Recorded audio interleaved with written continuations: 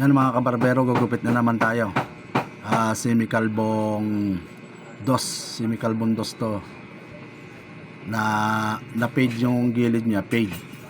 Ito yung gamit kong clipper yan. Oh. Medyo maingay na lang siya kasi matagal na siya, pero matalas siya.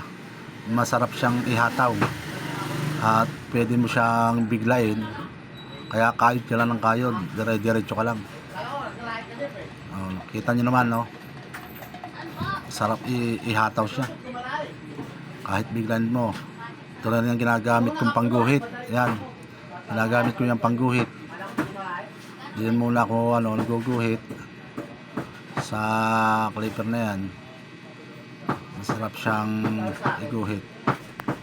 Ayan, akin munang nilalagyan niya ng lahat ng tagiliran yan. Ginuguhitan ko muna para medyo madali-dali ang pag pipid niyan. Ito ng araw, kung tawagin to army cut ng araw, kasi walang tataasan mo, high fade. Ngayon marami nang tawag-tawag sa gupit. Ito yung clipper ko, tagal na yan. Ito yung pang fade ko. Ayan, Kemi rin yan. Yan ang pang fade ko.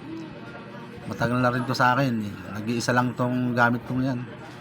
Kasi hindi pa ako nakakabili ng mga magagandang gamit kasi medyo kapos pa sa budget. At ang barbershop ko medyo mahina pa isa-isa lang yung customer ko. Pero tinatsaga ko lang kasi ito lang yung hanap buhay ko rito eh.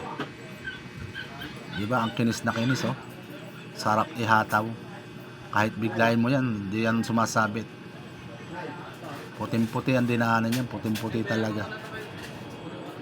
Kaya pag mga lobat, pero matagal din siyang malobat kasi kung nag-charge mo agad kasi wala kang pampalit.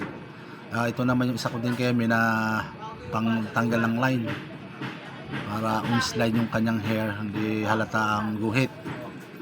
Ito yung ginagamit kong pang tanggal ng line ng guhit, yung mga kanto, yung mga kanto dyan sa buhok para hindi siya halata pag nakita ng mga tao na okay.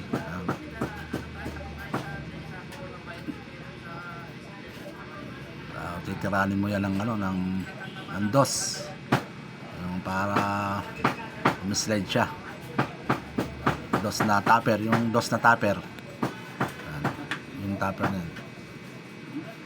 Diba? Makikita nyo yun mamaya pag natapos na, makikita nyo na yan. Kaya sa paggugupit, tiyaga nga lang.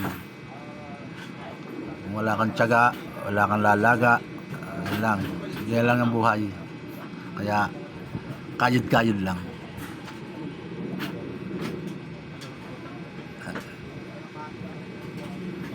Atin ang pipinisin kasi hindi lahat ng dinaanan ng clipper makinis na agad, pantay-pantay. Kasi may paisa-isang buhok yan na maliliit para mapantay mo yan. Ipipinisin mo yan, ayan. Pinipinis ko rin yan kasi para siguradong pulido naman kaunti, mapulido.